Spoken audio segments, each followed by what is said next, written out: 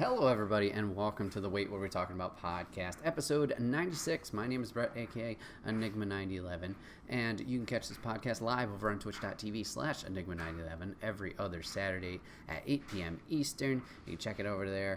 If you're a sub, you can you can join in on the conversation. If you're a sub over there, we'd love to have you. If you can't catch it live, that's a-okay. You can go over to YouTube and SoundCloud, where it's broken out topic by topic and put as one big video and MP3 for your amusement on the following Friday. And last but not least, hashtag ad merch store. You get all of your swag over there, t-shirts, cups, backpacks, and more. Rep the brand, support us. It would be greatly appreciated. Wouldn't be a podcast without Artemis, so he says hello as well. But yeah, hope everybody's doing well. Hope you guys are having a good week. Flying solo, obviously, once again. But I got some fun, well, maybe not all fun. Got some interesting topics I'm excited to share my thoughts and feelings about and chat with you guys. So we're just going to jump right on into it with topic number one. As you guys know, well, maybe you don't know, lady has not converted me, that sounds really weird, has shown me the lovely world of hockey and the NHL, and I've been getting more and more into it over these past couple years. I would say this past season was probably the most I got into it, watching the games and learning the players and just, being invested, having a good time. So leading into this next season of 2021 to 2022, this is my first real noticing or focus on the off season and seeing what roster changes are going to happen going to next year's season. So topic number one is going to be talking about the Colorado Avalanche's roster changes so far as of recording on the 31st of July. Some interesting choices here, some heartbreakers, some daybreakers, some life-altering decisions. Not really, but some big ones here. I have pulled up their Twitter feed, and I'm going to go through that just to kind of remind myself fully who's gone, who's re-signed with us, who's traded, etc., etc. So if you do hear a scroll wheel from time to time, I do apologize about that.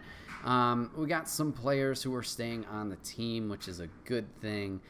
We got Kiefer Sherwood, who re-signed with us, and I believe there was another re-sign as well, another support player. But I think those are good. I mean, they're not obviously standout in the front players, but they definitely, play their role well, and were strong on the back side of things when it came to the different lines and obviously like that. And then we got our bigger ones. We had two real big ones that, we're happy to keep along. We got Cale Makar resigning for 3 years, I believe it was. And then we got our captain, Gabe Landeskog, for 8 years, which is huge. So, yeah, those obviously big wins. Big wins. Obviously, those two guys, do a lot for the team, whether it's on offense, defense, respectively. Or defense, offense, flip that. They do a great job with, what they do. Obviously, they get us scoring. They make big plays. And, obviously Gabe's got his captain status. So, keeping the whole team moving in the right direction. So, fantastic, obviously, have those guys still around. And then we get to the interesting part, where we get to the people leaving and new people joining. So I think to start off, we had Matt Calvert, who's retiring. And that's totally different, obviously. I don't think he played much, if at all, this past season due to injury. I could be wrong about that. So that one doesn't hit as much. Like, obviously, he was a good player and good to have him on the team. But, if it's time to retire and you want to hang it up, you do you. Go be happy. That's totally fine. One that we did lost that kind of sucks just because he was a really good defenseman. We got Ryan Graves leaving. I think he was going... Where the hell was Graves going towards? I think he was going to Minnesota. Maybe I'm wrong there. Sorry, all the fucking draft picks. I don't care. Well, I mean, I do, but I don't know anything about them, so hard to put my 2 cents in. There's Gabe's news. This is a great for a podcast. Like, Bret almost planned everything here, right? Oh, shit. Well, Graves is gone. Connor Timmins is gone. He was a good support player. He's going over to... Okay, he's going to Minnesota, excuse me. So Graves is going somewhere else. Maybe Graves is going to Chicago. So I think we got somebody from Chicago. We got P. Belmar, who's gone. That one's a more rough one. He seemed like he was kind of more... Not a full-on captain, but seemed like he was a very key role for his lines when they did come in. So that one's a interesting choice of why I would let him go. Brandon Saad is gone. I think he had a very short deal. It might have been only a 1 year. So, like, it was one of those, like, let's sign people to kind of make a now move. Unfortunately, obviously, playoffs, we didn't make a now move. We made it to round 2, but then got trounced, which has been our pattern for the past couple of years. So that stinks. So, yeah, Saad's gone. So... Some interesting players there. Hi, Moose. I know, it's a big deal. Some big losses there for at least, like I said, they're not the biggest, like, numbers guys, but I feel like how they played and what they did out on the ice is really going to be interesting going forward this season with them not being out there. And as I'm scrolling here, we did re-sign also Tyson Jost. That's a good one. Another good key player. And then we got the fucking heartbreaker of the millennia and soul-crushing defeat for me personally. So we re-signed Cale Gabe. Great. We decided, let's not re-sign our goalie. And Philip Grubauer has now left the team and is going to the Kraken, Seattle, for 6 years. Oh, God, that hurts a lot. This is a big question mark to me, too. Now, I understand. The man obviously has shown up his last 2 or 3 years in a big way, especially last year. He played, maybe 90% of the games. Luckily, no injuries, anything like that. Did very well. A lot of shutouts, a lot of good performances, good save percentage. And, I get it when you're pulling those numbers. Maybe you want a little bit more money because, hey, I'm doing a good job over here. And obviously he's found that with Seattle. My biggest question mark is, did you make a respectable play, at least, for him? I don't know. Because... I hope they did. I hope they gave that man that respect he deserves for what he was putting out performance-wise of offering him a deal. But oof, that is a tough hit. I don't know if the other goalie we do have, I believe his last name starts with a V. It's not Valanciunas. That's a basketball player. Berlovsky? I don't know. He was out with injury this whole time, this whole season, so I don't know if he's better. The whole goalie situation was rough. We have signed a new goalie, or rather traded. We got Darcy Kemper from Minnesota, so we'll have to see how he does. I'm not going to lie. Like I say, I've been watching more hockey, obviously, this past season, but, I don't pay attention much to the other teams. I know there's a couple assholes here and there who do some some rough stuff.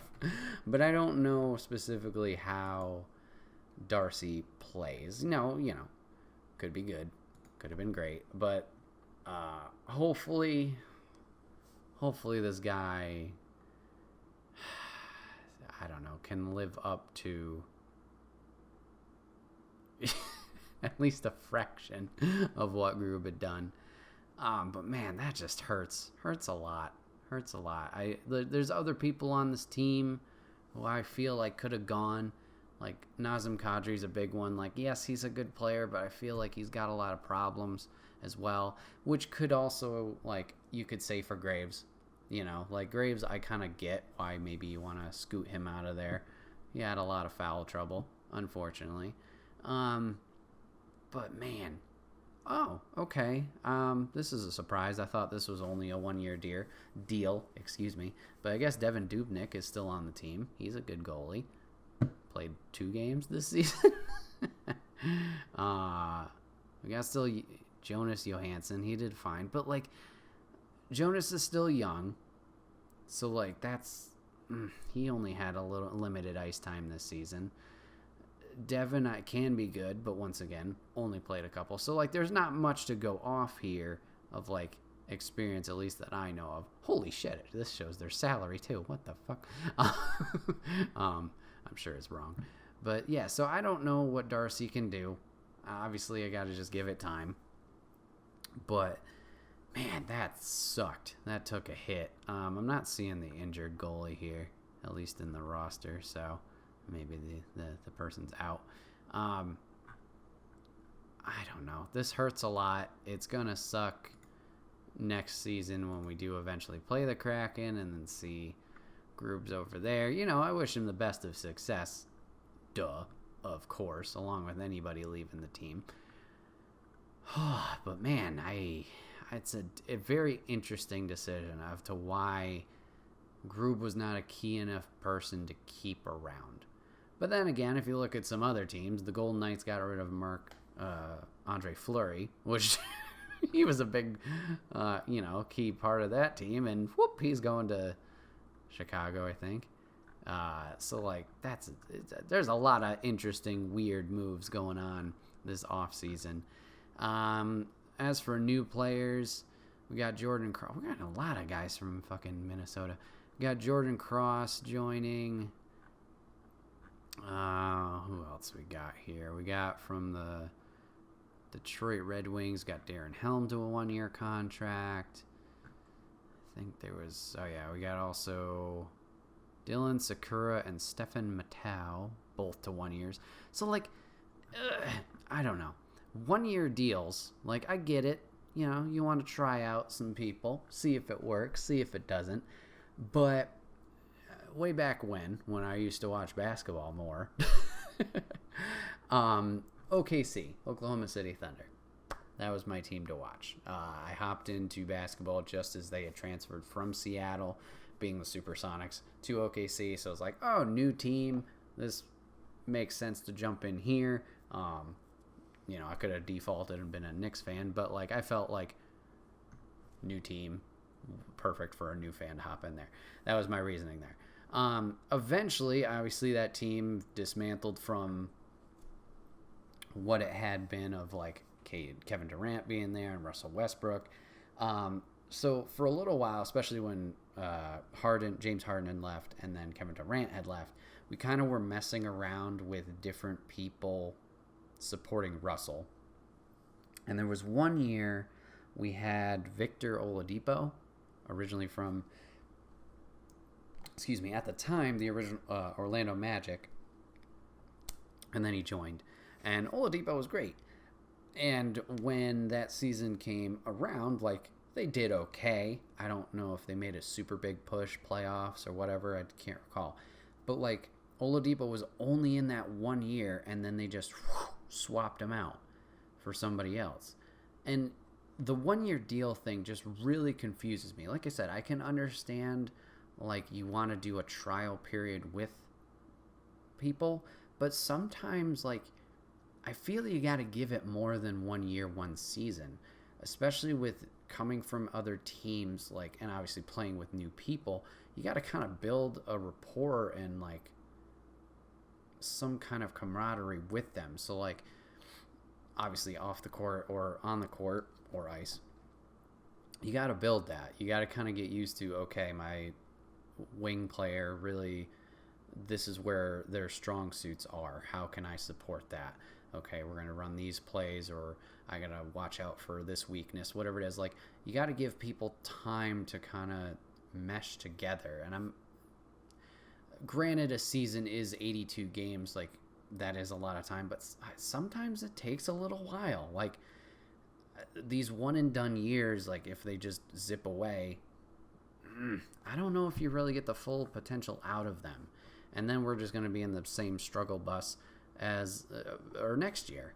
And obviously we did make some deals this previous season for like 1 years, like Sod, and I think Devin Taves has re-signed, but like he was somebody we called in. Like there have been short-term deals that like we want to push for the title. Okay, great. But then when it all falls apart, is it like, did you just blow the budget? Like, is that why everything's falling apart the next year? I don't know. So yeah, with these new signees, like, cool, great. I'm excited to see how they play. I'm sure they'll do well. It's just, once again, going back to Grubauer, the biggest question mark of like, why? You really didn't think that he was key enough to keep around? I get McKinnon. I think he's already got a deal. We didn't have to talk about that, thank God. I get McKinnon. I get Landeskog. He's the captain. I get McCarr. He's the new kid on the block. I get having those three. Those are your big three. Going back to basketball. But the defensive end, I know Kale's defensive. Your goalie's hella important. Hella important. There's no swaps. Okay, there's the replacement guy if something does happen. Like, what are you doing? That was we didn't have a strong backup. So why would you feel that you can drop him? I just, like I said, I really hope they made a respectable play for him, some kind of deal, and it just unfortunately didn't go their way. Such a big question mark. And, like, 8 years is a big deal for Landeskog. And like I said, Landeskog is great. I'm not trying to take away, like, devalue, oh, you signed him for this long. But could you maybe have taken some of that money and, like, scooted over that way? I don't know.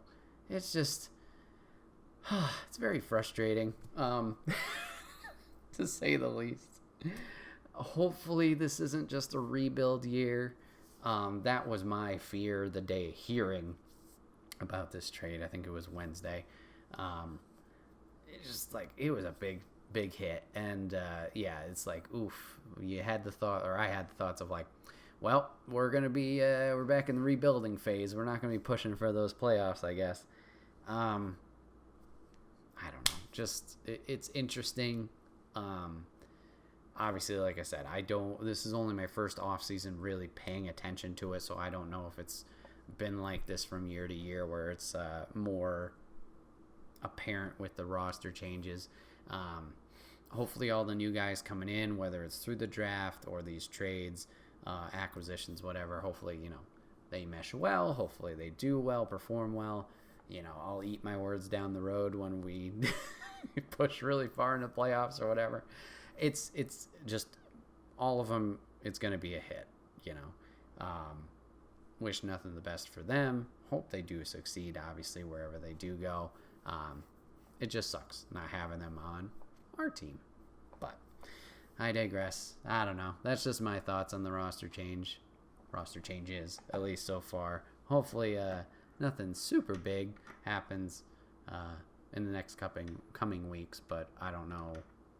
I don't think there's a cutoff. I think it's similar to other sports where, trade deadlines like halfway through the season or whatever, but we'll see how it goes. See how the season plays out. We're back to 82 games, so that's cool. More hockey, more sports, hopefully, as long as, the world stays normal somewhat.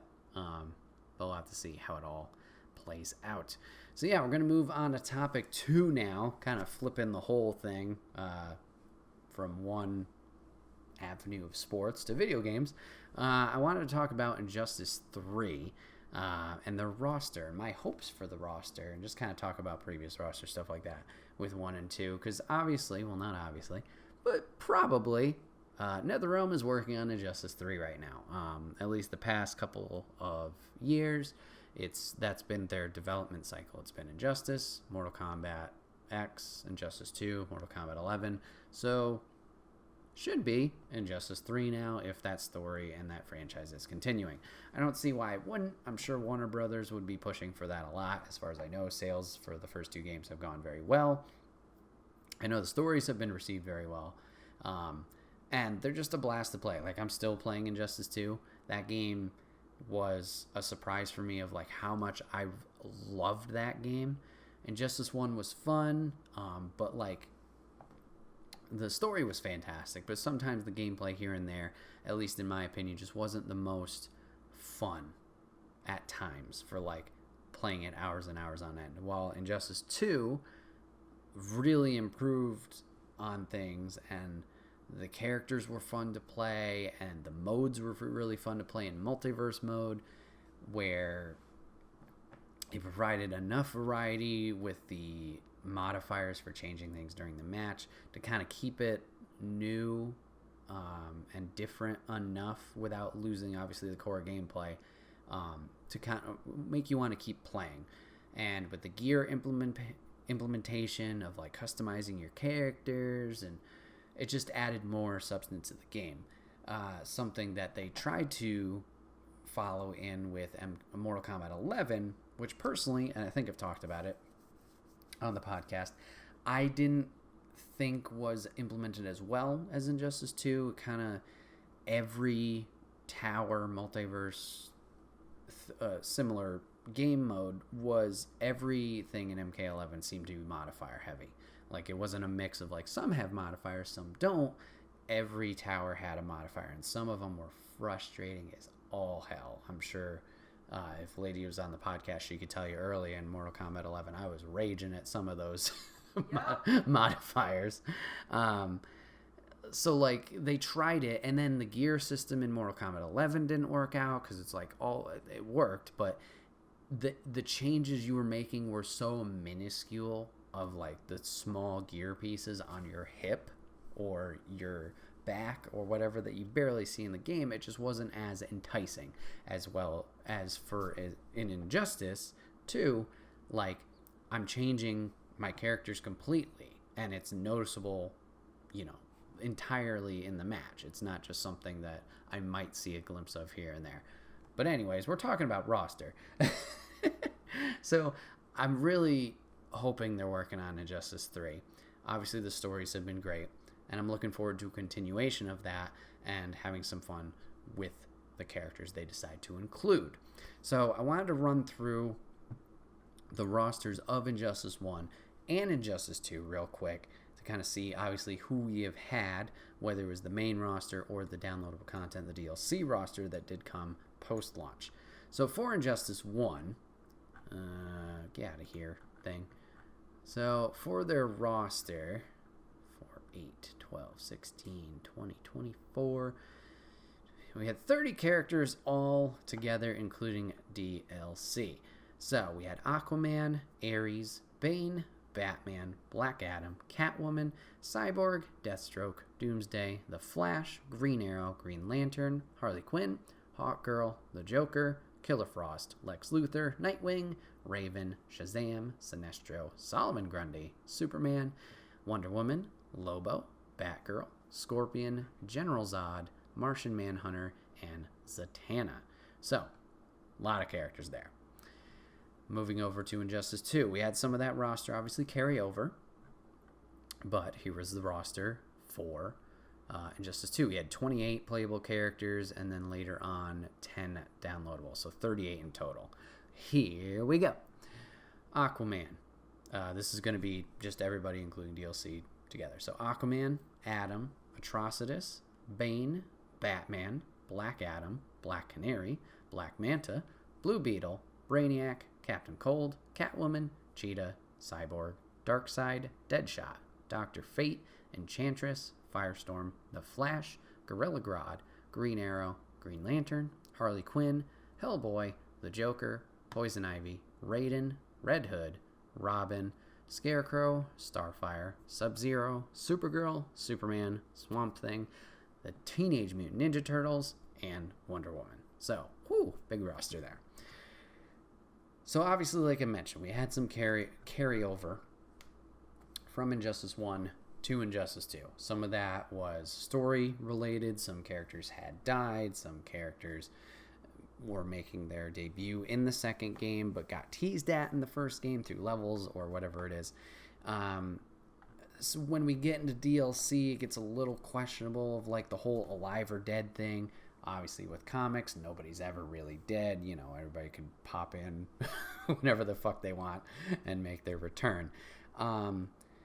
Maybe even in the main roster of Injustice 2, I know come release, there was a lot of confusion when you tied in, obviously, the main campaigns, but then there was a comic that went, like, included in it and tied in, whether it was before the first game or in between the two games, of like, wait, didn't this character die? So when making this Injustice 3 roster, I don't think it really matters alive or dead.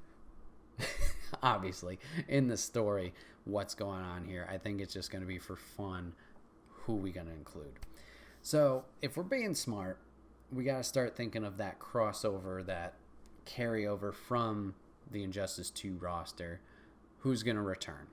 So you got your big hitters. Duh. Batman's going to be back. Superman's going to be back. You got the two. They were fighting each other. Mainstay.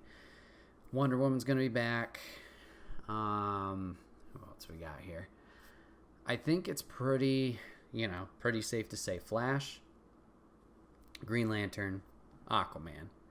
So we got those for the heroes. Villain side, I would say it's safe. Obviously, Joker and Harley. Lex is a tough one because he didn't make it back in Injustice 2. Technically, his character is dead, so I don't know. Lex is kind of on the table. So I said Harley, Joker. Then it gets interesting from there with villains, because like Batman's got the most consistent villains, or at least kind of demands the roster of like how many Batman characters there are. Now, granted, there's a lot of great Batman characters, and the general audience, me included, we know more about Batman than we do the other characters. Now, maybe I should have Maybe I should have, I don't know, said that at the beginning. Not the preface, thank you. Preface that. Not the biggest DC fan here. Do I know some odd characters from here and there, from the Lego games and etc.? Yeah, sure. But, like, I don't know who's super popular or not. Like I said, Batman just lends to me, from what I can see, to be like the more prevalent of characters of like, oh yeah, I know XYZ because they're Batman villains and they've been around. So when it comes to counterparts for a Superman, a Wonder Woman, I think that's where it starts to kind of get more interesting of like we could get new people to fill this role. For example, in Injustice 1, for Wonder Woman, we had the counterpart of Ares. Okay, great. He's been in the first Wonder Woman movie since this game's release. But other than that, no one knew him that I know of. In Injustice 2, personally, I thought we had a stronger one with Cheetah being the representative for a Wonder Woman villain. Cheetah was really fun to play as, and just like from my knowledge with cartoons and whatever, Cheetah was more prevalent in being around and being that strong Wonder Woman enemy. Obviously, she's been in the more recent Wonder Woman 1884. That was a whole smorgasbord of sounds there. I apologize. She's been more prevalent, so maybe she'll stick around. Other than that, I think something that could be interesting, I think Minerva is a Wonder Woman villain. Let me look that up. But I think, if I'm thinking the correct character, she's a magic... Oh, Minerva's the main... is the last name of Cheetah. My bad. It was in DC Universe Online that the character I'm thinking of was. She's a magic user. She could be an interesting one to kind of mess around and play with, I think, in this universe of the fighting game. Cersei. Minerva, what the hell was I thinking? Cersei, I think, could be an interesting one. Looking at someone's best top 10 Wonder Woman villains, oh boy, I do not recognize any of these people. Obviously, Cheetah's number 1. Cersei makes it into 2. Ares is down at 7. Yoicks. So, I don't know really, like, the strength of Wonder Woman enemies specifically. Their roster of, like, who can make it in and make a splash or an impact. So, if we're playing it safe, I'd probably say Cheetah makes her return for Injustice 3. And, I'd totally be fine with that. Cheetah was, like I said, once again, a great character to have around and play as. She had an interesting fighting style, close range with a good mobility. But also, looking at this page, getting a little reminder of the Super Friends show, Giganta would be an interesting one to add for Wonder Woman. We've already played around with the shape-shifting, size-changing abilities in this game with Adam being DLC. So we've already kind of made that jump of like, how do we implement a shape-shifting or size-changing character into the game without breaking it, essentially. So I think maybe if you take what you learned with Adam and put it into Giganta, that could be really cool. We did get teases of her in Injustice 1, seeing her in the background fighting somebody. So I think maybe that's a strong contender for second to maybe add some kind of new flavor into Injustice. For Superman. Superman's representative, obviously, in Injustice 1, like I talked about before, was Lex Luthor. We also had Doomsday. Doomsday did not make his return in Injustice 2. Neither did Lex, because Lex died. So Superman's an interesting one. Now, you could go the route of Bizarro, but essentially Bizarro is just Superman. So does it really matter? And also, technically, Bizarro was in Injustice 2. We had some characters had alternate skins that they could wear. I already talked about the armor pieces and the customization there. It wasn't that. It was like a full-on different character model, where it was essentially, we'll put the skin on the character and it's the same moveset, everything. So those characters included Bizarro, which was Superman. We had Black Lightning, which was Raiden. We had Grid, which was Cyborg. We had two Flashes. We had Reverse Flash and Flash Jay Garrick, his version, for the Flash, obviously. We had John Stewart, Green Lantern. We had Mr. Freeze for Captain Cold. We had Power Girl for Supergirl. And Vixen for Cheetah. So you kind of get those other characters with the roster in Injustice 2. However, they're really hard to unlock unless you pay real money. It's not like the DLC packs where it's a whole new character roster. Obviously, it's just this reskin. You could get them by using in-game currency to buy them, but it's a lot. And like I said, you could spend your hard-earned real money to kind of pay for those, which is essentially DLC. But they're really hard to get if you didn't want to do that. I think I only have a few of them. So if you don't want to do that, kind of doesn't give you the option of playing it, but whatever, do what you want to do. So going back to Superman's villain in Injustice 3, or his representative, Bizarro's a weird one, just because essentially it's the same moveset, except you would flip it around where instead of ice breath, he's got the heat breath. Instead of the laser beams, he's got the frost vision. I think that's how it works out for Bizarro. Maybe all the DC fans are yelling at me right now, but I don't know if that's a strong enough, interesting enough character to add differently to the roster, if that makes sense. So for villains for Superman, this is another one that's kind of tough, I would say. We obviously had Darkseid as well in the DLC. I guess he could come back and we could kind of implement him in the story somehow. That's another thing too. You got to think of where this story is going. In Justice 1, it was mainly just the focus of Superman's gone crazy in the second universe, so it's one timeline's Justice League and heroes, villains against others because Superman's gone batshit crazy. And then in Justice 2, we're focused on the crazy universe and we need to realign to fight Brainiac. And then, spoiler, it's old game, and I think I've talked about it also before in a different episode of the podcast. The guys end up fighting again. Superman's still egotistical, evil, looking out to try and, he's trying to do the right thing, but he's going about it the way, way wrong way.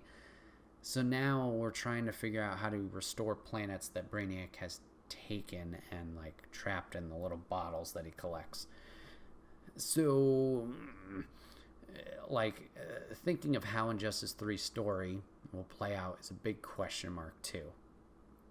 And it's going to be interesting to see where they go from here. So I don't know if you just focus on like Superman's the villain. I'm having a tough time remembering 100% if Superman got away at the end or if we recaptured him. That probably plays a big factor in it too. General Zod would be an interesting one. He was DLC in the first game, so you could play around with that too. Obviously, it's one of Superman's bigger villains, but like I said, we've already played with Brainiac. Darkseid was DLC. You could bring him back, I guess, too, just implementing the character. Or Luthor. I guess one that maybe they could go with just because he's been more apparent in movies now would be Steppenwolf. That could be an interesting one to play with. I don't know his full power set, but you could kind of play around with that, give him the sword, mess around with that. Some other ones that are kind of showing up here in this list I pulled up: Cyborg Superman. I think that's the same problem with Bizarro. There's two similar. Parasite lists high on this lab. I don't know Parasite's power set. We did get teased in Injustice 1 where he's in a map. I don't know if that's real interesting. One that is interesting, I highly doubt they would include this character as a playable character. It would cause chaos. It would be intriguing because it's different, but I don't know if I don't know if it really works out. But Mr. Mixaplex, the little, essentially floating, the reality manipulating imp from the fifth dimension. He's just an annoyance. He's like essentially a leprechaun, pretty much. That's the best way I can think to describe him. He's just there to cause chaos and have fun for himself. It could be an interesting character just to include because it's zany and different, but I highly doubt they would include him into the game, at least as a playable character. Maybe as something funny just in the background of a stage, or include his character with the modifiers. That's why things are different when fighting. I don't know. So I'd say Superman is probably the hardest for me personally to kind of lock down who it could be if it wasn't somebody who's already shown up in previous games with Injustice 1 and 2. Which, once again, they can, because obviously they brought back people who were dead before. It's comics. Who cares? Just have fun with it. Then we're going to move on to the rest of the heroes. Lantern is an interesting one. We had Sinestro in the first one. We got Atrocitus in the second one. So we have representation from a Yellow Lantern and a Red Lantern. Do we go a different color? Do we go a Black Lantern here? Add that in. That could be cool. Totally fine with that. The Flash, all of his villains are speedsters mainly, except for Captain Cold. I feel like they included... That might have been why they include Captain Cold, just to not do a speedster. I think I'd be fine keeping them around. Other than that, Gorilla Grodd is a big Flash one. Gorilla Grodd was a fantastic character to add here, I think, with just obviously a different moveset of the telekinetic powers or the psychic powers, but obviously it's a big freaking gorilla that you're fighting. Just the different body mass. It wasn't a humanoid. I think keeping Grodd around for another one, that would be a good move. Then we get into the Batman villains here. Now this is where, like I said, they get a lot of representation in both rosters of the previous games, where we can kind of mess around with, and it's a big question of like who sticks around, who doesn't. Selfishly, I want Scarecrow to stick around. He was a lot of fun to play in this game. I think he was great. Another selfish one who we haven't seen in either roster, I think, would be Riddler. It'd be interesting to see what they could do with Riddler in these games. Now, obviously, Riddler doesn't have any superpowers to my knowledge, so the fighting thing, maybe not his best strong suit. However, this is another thing that kind of fights against him, but I think you could use movesets similar to the Joker and his fighting style into Riddler's character. He fights with a cane in some moves, and will use those as like just kind of leverage to hit his hits. He'll throw different bombs at you, including the Joker teeth, whatnot. I think you could essentially do the same thing with Riddler. Now, while this kind of promotes the character of like how he's plausible, on the other side of things, like I said, kind of already takes away from him because that's Joker's moveset. So it's like, does Riddler outweigh Joker? No. No, definitely not in popularity sense. People are going to want the Joker over Riddler every day. So, tough to say, like, if he's viable enough to include. I think Mr. Freeze, I already mentioned him as an alternate skin. I think he should make a full debut as his own character and not just be a skin swap for Captain Cold. I think he could do a lot more interesting things. Obviously, Captain Cold had a lot in his moveset that was great, but I think Mr. Freeze would add some new... You could do some fancier stuff with, especially the suit mechanic, adding some more technical and technology-based attacks with his moveset. That could be cool. Harley's probably a definite. I know in Injustice 2 we included a lot of Suicide Squad characters because obviously Suicide Squad 2016 had come out, so we wanted to promote that with Deadshot, with Enchantress, with who else do we have here that was more Suicide Squad based? I feel like we had another one. Oh, well, no, that was Boomerang I was thinking, but it was Captain Cold. My bad.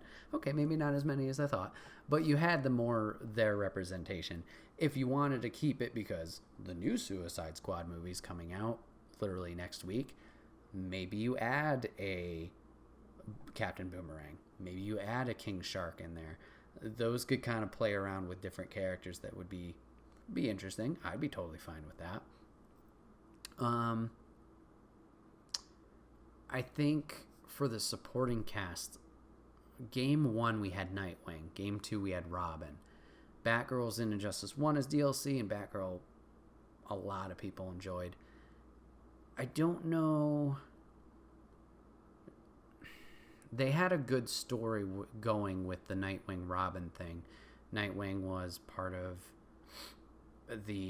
both universes, but in the messed up universe, it was Damian Wayne, his son, which carried over into this game. So, like, do you keep that going with Batman and Damian kind of going at each other and bring Robin back, or do we go a different route where, I don't know, we bring Batgirl back, or we don't even have a sidekick in play? Tough to say. I'm looking at the rest of the roster. I'm trying to see, like, who could go, who I'd be, like, okay losing. I didn't talk about Aquaman. Aquaman and Black Manta were great. Black Manta was DLC. He was a lot of fun, a lot more fun than I expected. But yeah, it's tough to say who would be Aquaman's counterpart to that. Bane, even though I play a lot of Bane in Injustice 2, I'd be okay with him going. Black Adam, I don't see him. You could keep him around just because movies. I get that. Him and Shazam were good. Shazam didn't make it into Injustice 2 because he got murdered by Superman in Injustice 1. So without the counterpartness, it's like, I don't know. Canary's probably gone. She was a lot of fun to play as. Blue Beetle and Firestorm are probably gone. Let's see. Dr. Fate. Dr. Fate was a lot of fun to play as. Didn't play a very prominent role in the story. He kind of popped in for one moment and then was like, peace out. I think he should stick around just because of the variety. But he's a tough one. He's a tough one to say if he sticks around for another game or not. Ivy was fun. I don't know if she stays. Swamp Thing. I'm going through most of this roster. I'm like, you could probably go. And not in a bad way that they were bad characters. It's just like, I don't know if they had enough pull to really go forward into the next game. I'm trying to think of, like, because even in Injustice 1, not there were a couple characters that just... Well, let's actually see. How many carried over from 1 to 2? 1, 2, 3. 6. This is entertaining, I know. 7, 8, 9, 10, 11, 12, 13. Only 13 of the initial roster carried over. That was Aquaman, Bane, Batman, Black Adam, Catwoman, Cyborg, Flash, Arrow, Lantern, Harley Quinn, Joker, and Superman, Wonder Woman. So 13 out of the 24 of the launch? Okay. So yeah, you dropped quite a bit. And, mainly villains. But you dropped quite a bit. So it's tough to say if a lot of the roster would be carrying over. Obviously, we did get 4 more from the initial release, roster-wise, and then ended up being 14 more, including DLC. Well, actually, no, that'd be 8 more, after both DLCs released in the counts. So it's tough to say. We did get a lot of guest characters in this one from DLC, so I'm sure they're completely out. Yeah, tough to say who will carry over and if a lot of them will carry over. As for people who'd be brand spanking new, I know we already talked about a few of them for villains to cross over. I'm trying to think of people who we haven't talked about at all. We have had a Teen Titan representative in each of the games. We had Raven in Injustice 1. We had Starfire, technically, through with Injustice 2. I know Cyborg we could technically count in both. Totally fine with that. He can, keep his thing. I know we've pushed him up to Justice League status at some point in the comics. So anyways, we've had a Teen Titan reference or representative from each game. I think that will continue in Injustice 3. I think the easiest one to implement, especially going off of Mortal Kombat 11, would be Beast Boy. I think Beast Boy is an easy one to implement. I know story-wise, I think he's dead, but once again, doesn't really matter. But if you take what you learned in Mortal Kombat 11 with Kotal Khan's character, Kotal Khan can do some moves where he'll transform into a panther and will attack the opponent and, create some moves there. I think if you take what you learned from Kotal Khan and even Gorilla Grodd, being the gorilla character, you can mess around with those with Beast Boy, having him transform and not copy-paste, but use similar moves or movesets with him to kind of implement him really easily and really well into the next game. Similar to how, like we mentioned with Giganta, we've already done that with Adam. Now let's just, use what you learned, add some new stuff, and you're off to the races. So I think that's an easy one if we're going to keep the Teen Titan representative, which most likely we will. Beast Boy will be our winner there. I already mentioned Riddler. I'd like to see him.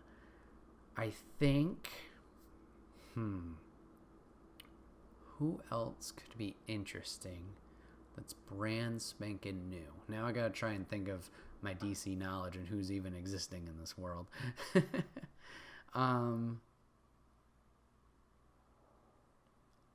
One that's kind of like I don't want to see, but could be easy, is Azazel from the Batman universe. I know of him from the Arkham stuff, but you could take essentially Deathstroke from Injustice 1.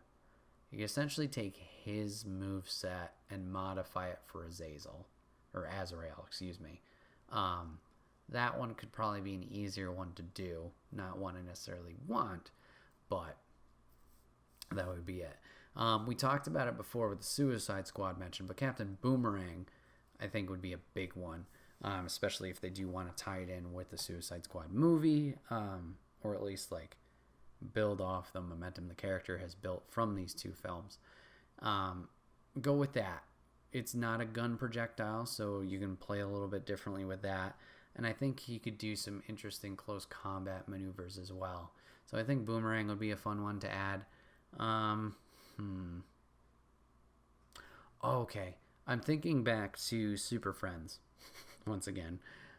There was a guy that was in the show. definitely a supporting character. He was like a tornado character. I think he was Asian. Not Red Tornado. Super Friends. Tornado Hero. What is your name? Is it Samurai? Yeah, Samurai. Okay. I think that'd be an interesting one to play around with. You know, just the tornado aspect of it and the speed and the mobility of it. That one could be a fun one. Another one I just totally didn't even think about until looking up Super Friends or thinking about it. Everybody loves their April Fool's jokes, especially the game industry, and they love teasing us and joking around the things that aren't even in the works and then see who falls for it. I think is my last, oh shit one that would be cool as hell. Back when this game was out, Ed Boon, NetherRealm director, teased the Wonder Twins as characters for Injustice 2 just by showing the purple glove and the ring. I think that would be fantastic. It's off the wall. It's something that you can have a lot of fun with creating the character and the move set. And if you decide to include the monkey, I think his name was Gleek, that's a fun thing you can kind of mess around with. I think it's just off the wall crazy and stupid that people would love it. So I think we should go with that. I think that's the wild card that we include. But yeah, I'm just really looking forward to Injustice 3 if and when it does happen. I think they've officially completely wrapped on Mortal Kombat 11 support. So all their focus, if they're making Injustice 3, is on that now. So now it's just a matter of time of when does this get announced? I was hoping for it this past E3 and even the Game Awards. Obviously that didn't happen. So maybe next Game Awards we get some kind of teaser about it. But only time will tell. We just got to play patient. Hope for the best. Obviously, NetherRealm's been crushing it with their past couple of games, with the story and with the graphical improvement and how things have played. So, just give them time. I'm sure they're going to produce something great, and hopefully it's Injustice 3. But yeah, let me know what you guys are looking forward to in Injustice 3, who you think should make it, especially if you know more about DC than me. Who's cool? Who's not? Who do you want to see in the game? And I'd love to kind of look them up a little bit more and see their possibilities, see their potential. But yeah. So wrapping up today, moving on to topic 3, I just wanted to quickly talk about stream stuff. Taking a break. If you guys keep up with me over on Twitch, twitch.tv/enigma9011, I was streaming games from time to time here and there, whether it was Minecraft, whether it was Apex Legends, whether it was Death Stranding, which we just started. But we've been doing it for a few years. 5 or 6 years at this point. And lately, I've been kind of unmotivated when it comes to just progress and how I feel I'm performing or the kind of product that I'm putting out there.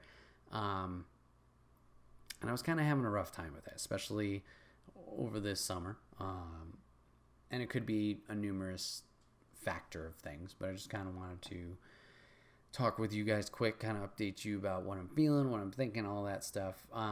As of recording this, it's only been a week, maybe a week and a half of not doing anything besides the podcast, because I still enjoy and love doing those, of not streaming anything. Like I said, it could be a multiple things. It could be my work schedule, working 2 jobs, could just be the energy being depleted there, and obviously normal life, making sure everything is properly taken care of and given, the respect and care that it deserves. It could be just the time frame of when I can stream. Obviously, we got so used to the day schedules, but now streaming at midnight to 3 a.m., it's a very tough window. I know years ago we did 11 p.m. to 2 a.m.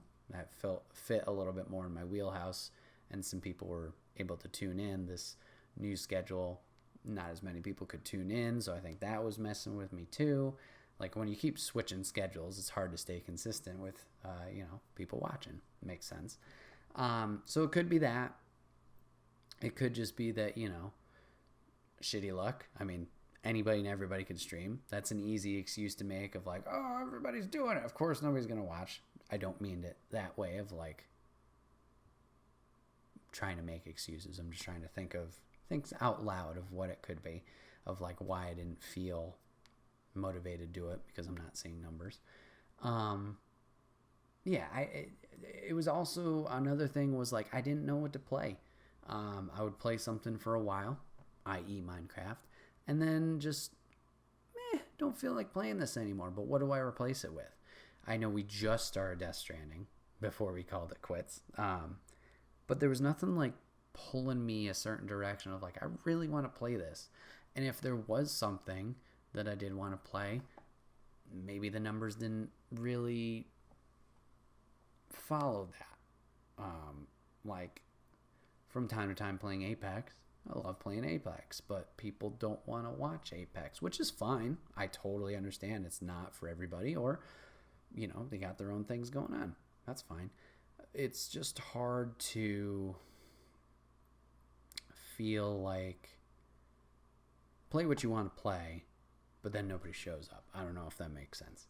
It's hard to stay motivated that way. So, could have been a plethora of things.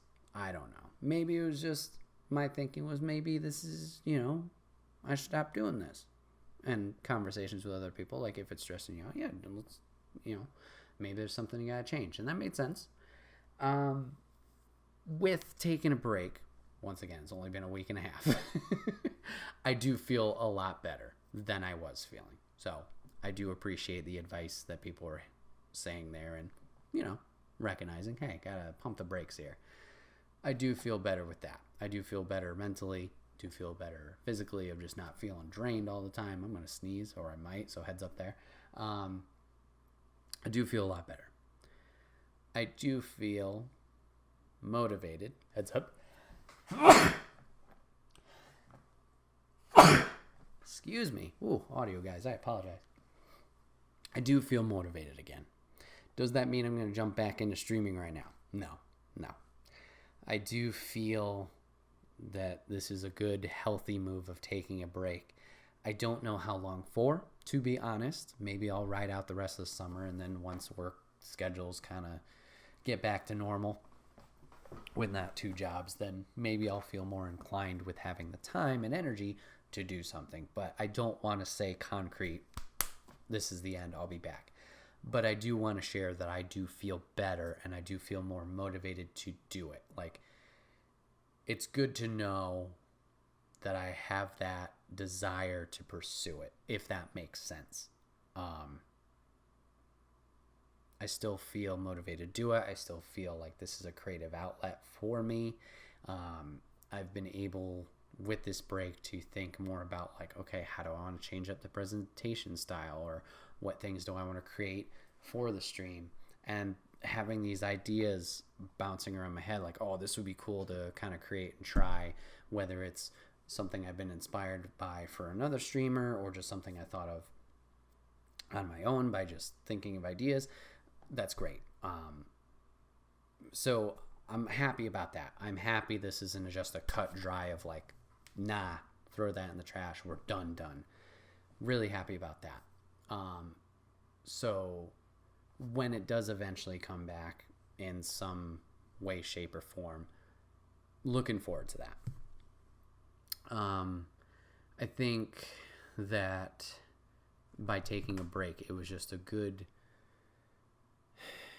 putting on the brakes kind of thing, like stop, reevaluate, breathe, whatever, and calling it officially to break instead of what we were doing of like, streams are hit or miss, I'm going to do what I feel like that kind of half-ass commitment to taking a break, whatever it is. With this full stop, I think that's maybe lifted things off my shoulder, that weight off a little bit more effectively, and maybe that's what has allowed me to relax more and heal, quote unquote, for lack of a better term. So yeah, I don't know the time frame officially of like, oh, I'm going to come back this way or this time, but I definitely do want to. Extra Life's another big thing. Like, regardless, I want to do that, and the ideas are flowing for that as well, and I'm so excited for that time period. So that's great. And yeah, the podcasts are going well. I enjoy and love doing those. Whether people watch or listen to them, you know, it is what it is, but like, it's rewarding for me, and I think that's the most important part and why I should keep doing the podcasts. And if I can get that for the stream again, that's 100% the goal, because not trying to make an excuse or anything, but once again, this is a big fucking ocean of content creators, people, places to go, and I'm this tiny little tadpole swimming in that ocean. How many people am I gonna, how many other organisms am I gonna gather around me? It's hard to say. But, you know, if I'm happy doing my own thing, that's the important part. Obviously, if it grows from there, great. If not, if I feel like I'm satisfied and rewarded by it, that is the important thing. And, like, you try telling yourself that from time to time, but, you know, sometimes it just gets to you. You don't see the progress or whatever it is. Not good. So, I think this break is definitely helping. And I appreciate you guys, if you do watch the stream, being patient with me and understanding of that. And, you know, for those of you who have reached out trying to help, seeing like, do you need somebody to spitball ideas off of, or just talk to, or, you know, showing your concern, appreciate all of it. So I just wanted to be transparent with you guys of like how I was feeling building up into it, of just like really stressed and not having a good time and not feeling motivated or having any sense of direction at all. Wanted to let you guys know that. And like, even though it's once again only been that limited amount of time since officially calling it a break, letting you know like it's already working, and not trying to rush back into it, but it was the correct thing to do. So just wanted to voice that to you guys out there that are watching and listening. Thank you. So yeah, looking forward to getting back into streaming at some point. Excited to hang out with everybody in chat, playing some games once again, whether it's story stuff or just wacky, zany stuff or whatever it is, or this Extra Life. Really looking forward to that. Hopefully whenever we do come back, you know, everything's popping off with flying colors and is successful. And, you know, once again, as long as everybody here is having fun along with myself, that's the important thing. I feel like I'm rambling now, so I apologize. This has been another episode of the Wait, What Are We Talking About podcast. My name is Bret, aka Enigma9011. And if you want to catch this podcast live, you go over to twitch.tv/Enigma9011 every other Saturday at 8 p.m. Eastern. You can join the chat, join on the conversation if you're a subscriber over there. It means a lot to us that you are supporting the show that way, so you can do that over there. If you can't catch it live, that's A-OK. You can go over to YouTube and SoundCloud the very next week, where it's broken out topic by topic and put as one big video and MP3 for your amusement on the following Friday. Last but not least, #ad. You get all of your swag, your merch over on the merch store. Get your t-shirts, cups, backpacks, and more. Rep the brand. Support us. It would be greatly appreciated. Thank you guys for hanging out today, giving this a watch, giving it a listen. Hopefully I'll see you guys on the next one. Have a good rest of your day, and take care. Bye, guys.